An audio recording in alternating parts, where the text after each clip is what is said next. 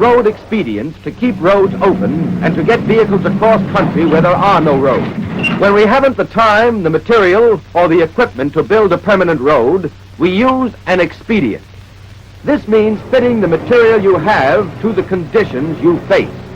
And no matter what the situation is, you must do something. You may have to improvise a detour around a shell hole or a bomb crater. The next time you may have to construct a stretch of temporary road through a swamp or through a wood. But whatever your job, knowing how to do it properly, knowing how to do it quickly, may save the lives of the men just up ahead or even win a battle. Suppose that a new railhead has been set up here, and as yet no road connects it to the supply road. Now, we don't want supplies piling up at the railhead. We want them at the front, immediately, where they'll do some good. To get them there, we may need some kind of road expedient. In this case, we've run into some soft, muddy ground. Luckily, there's enough lumber nearby to build an elevated plank tread road, and that'll get us past it all right. First of all, large timbers, 12 feet long and 6 by 6 inches, are brought up to the site. Place these timbers crosswise in the roadway, at right angles to the direction of traffic. Space them 3 feet apart, center to center. The NCO uses some sort of marker to see that you get the proper distance. There may be interruptions, but you must keep at the job.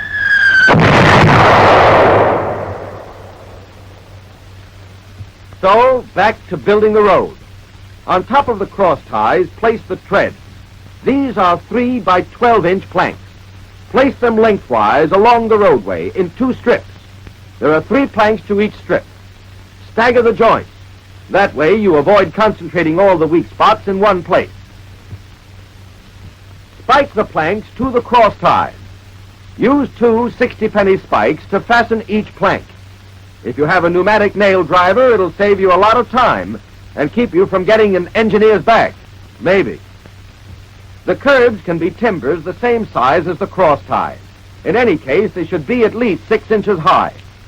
Fasten them to the cross ties with drift pins. Reinforce each curb joint with a fish plate.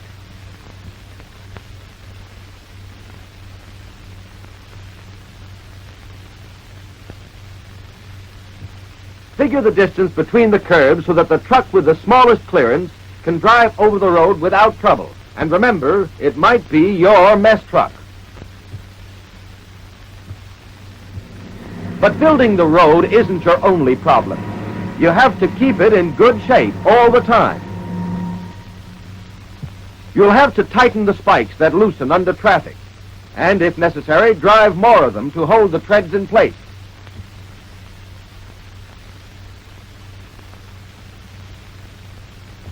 Pry out the broken planks, get rid of them, and put down new ones. There's patchwork to be done, sure, but don't get the idea a plank tread road's just a flimsy makeshift.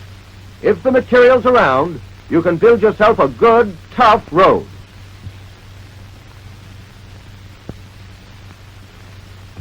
When you're in a stand of natural timber, the problem is simple. Chop the trees down, trim their branches, and use them to build the dependable old standby, a corduroy road. It's easy to lay down if the ground is fairly firm. The ground can be muddy, but it has to offer a reasonable amount of support. The logs should have a diameter of about 6 inches. Their length varies according to the width of the road you're building. Whatever the length, place them side by side at right angles to the direction of traffic. Notice that the butts and tips of the logs alternate. If that weren't so, there'd be wide spaces between logs at the tip ends. And you want the straightest logs you can find. Then they won't be so liable to snap under the pounding of heavy trucks. See to it that they bear on the ground over as much of their length as possible.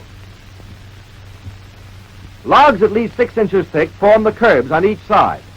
These are held in place by pickets spaced every 10 feet. Drive one picket at the edge of the road. And don't try using a sledgehammer. A maul's the tool for this job.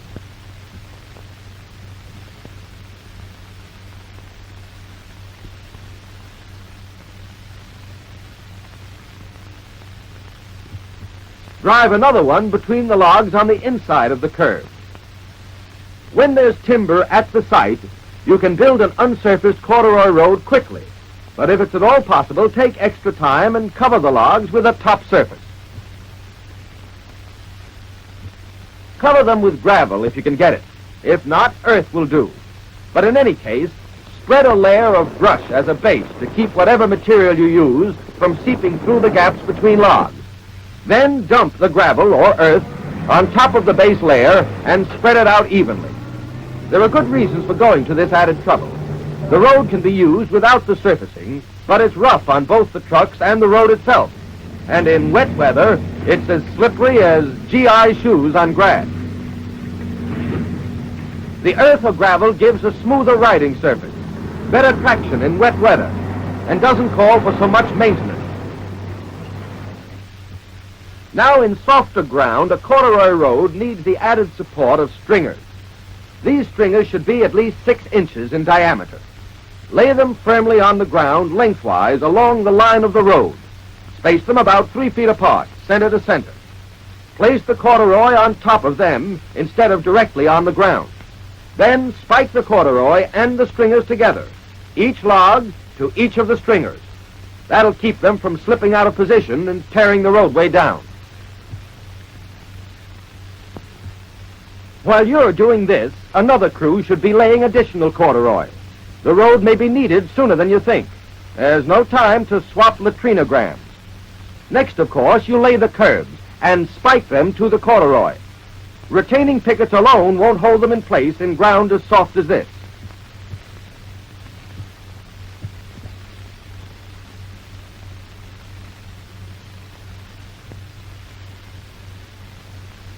But you still use the retaining pickets, since spiking by itself isn't strong enough.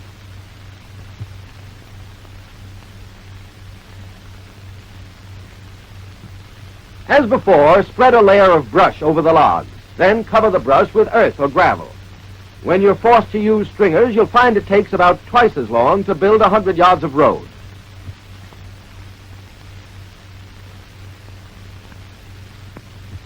Now, in a swamp or in marshy ground, even stringers aren't enough support for a corduroy road. You'll have to reinforce it still further with a foundation of heavy logs. You lay these heavy logs crosswise in the roadway, under the stringers. They give the road added strength, make it strong enough to withstand heavy traffic over wet and sloppy ground. Place the stringers 3 feet apart as before, crisscrossing the heavy logs. Then spike the 2 layers of timber together. Now you're ready to lay the corduroy. And from here on, the method is the same as before. Here it is, a plush carpet for our tanks.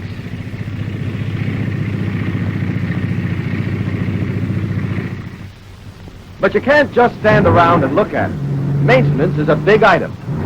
With a corduroy road, it's mostly replacing broken logs, logs that can cause a breakdown if you don't catch them. To get to them, of course, you have to dig away the top surface of gravel and the base layer of brush.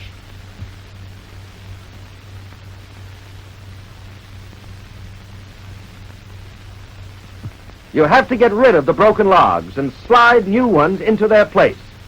Whenever you use stringers, be sure to keep the spikes driven down. They have a tendency to loosen. Then, after the repairs are made, cover the logs again with the surfacing material, and the road's as good as it ever was.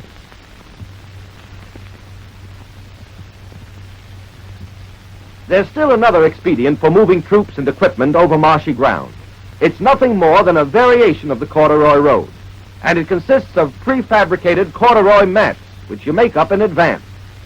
Use 4-inch logs about 10 feet long and weave them together with wire. As with all corduroy, the logs should be butt to tip. When it's completed, each mat or section can be rolled up and carried to the truck or trailer which will take it to the road site.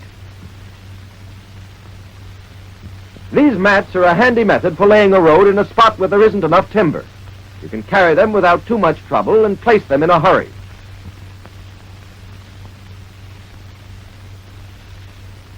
Lug them over to where the road is being built. Then unroll them one after another along the side of the proposed roadway.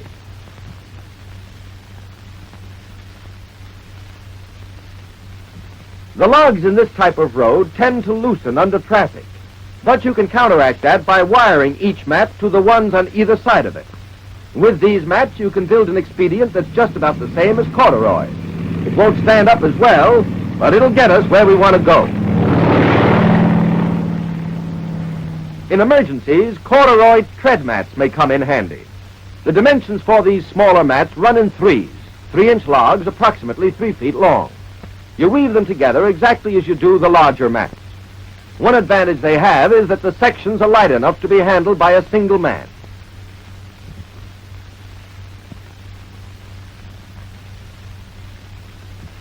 Suppose you get stuck on a sloppy road.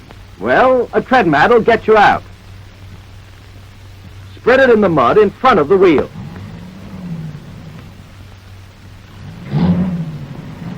Make sure that it's in place firmly enough to give you traction.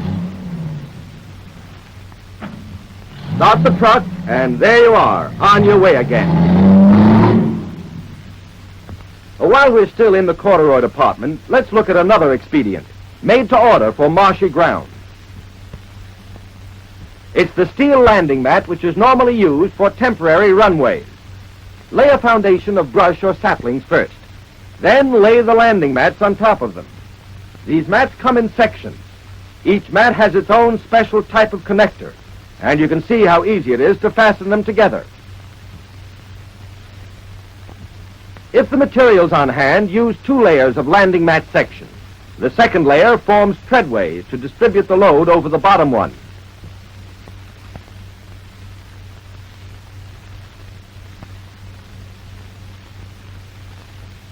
Here's the completed roadway, made from material designed for an entirely different purpose.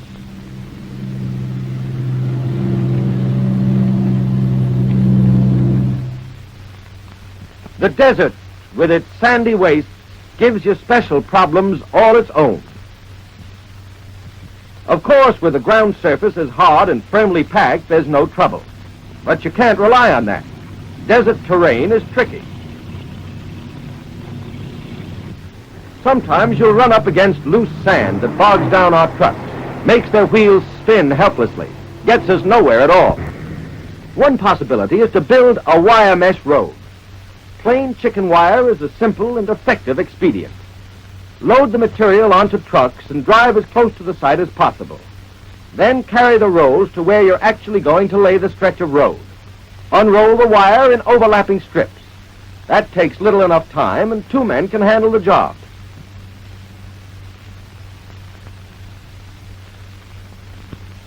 Then wire the overlapping strips together. When that's done, you'll have a road that's wide enough for traffic. If cloth or sandbags are handy, use them to cover the chicken wire. If there's not enough of either, you can use brush, anything to stop the sand from filtering. Remember, these are road expedients, and that means you've got to use whatever's handy and make it fit your needs.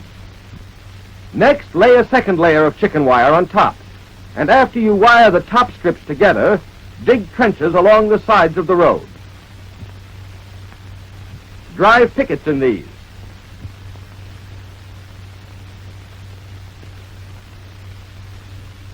Set them at about 6-foot intervals.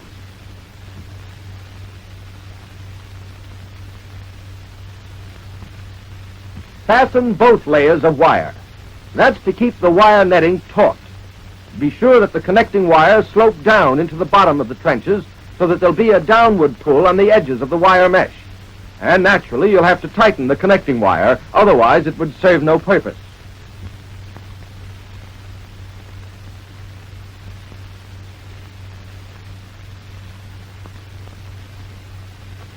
Then run other strands at an angle to the wire mesh at points midway between the pickets.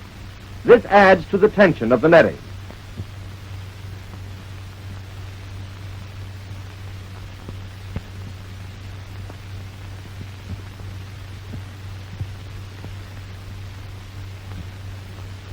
Here's a diagram of the roadway. Notice how the wires fastened to the pickets exert a downward pull on the wire netting.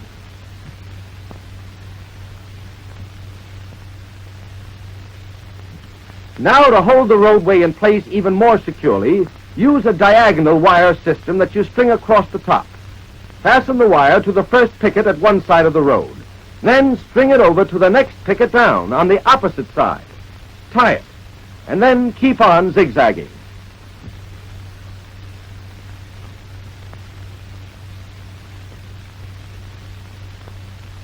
This diagram of the diagonal wire system should give you a good idea of how it works.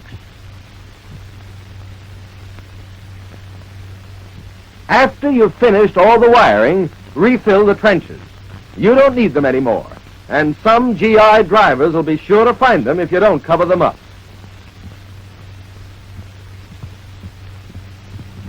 Of course, you're not finished just because the roadway is.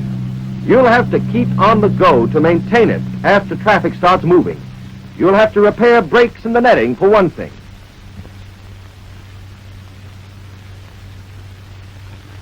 You'll have to keep the tie wires taut. No sense kidding ourselves, this material needs constant maintenance. Light chicken wire is okay for ordinary sand, but if the terrain is hilly, then you need more substantial stuff. Take this light landing mat, for example. It's called Sommerfeld track, and it's simple enough to hold in place. All you have to do is stake the wire at the top of the hill.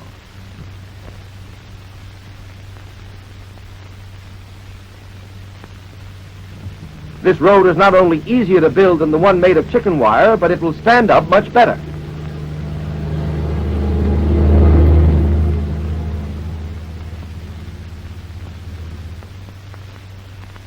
Now, another way of getting over steep sandy grades is to use what we call army track. Start preparing it back at the base depot. You need 10-foot timbers, 6 inches by 6 inches, pre-bored to fit a 1/2-inch wire rope. Bore the holes at an angle.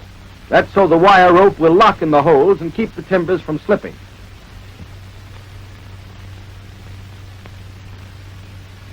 At the site, your first step is to place the pre-bored timber crosswise to form the roadway.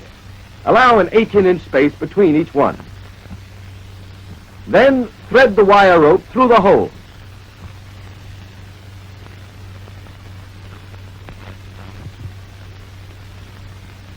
You'll have to anchor your roadway to keep it from slipping around under traffic. So, fasten the wire rope to strong picket holdfast to keep the track in place. Then, last of all, fill the spaces between the timbers with sand.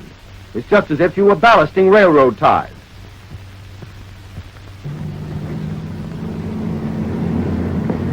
This is no magic carpet. It gives you a bumpy ride, but it gets you up the hill, and that's what counts.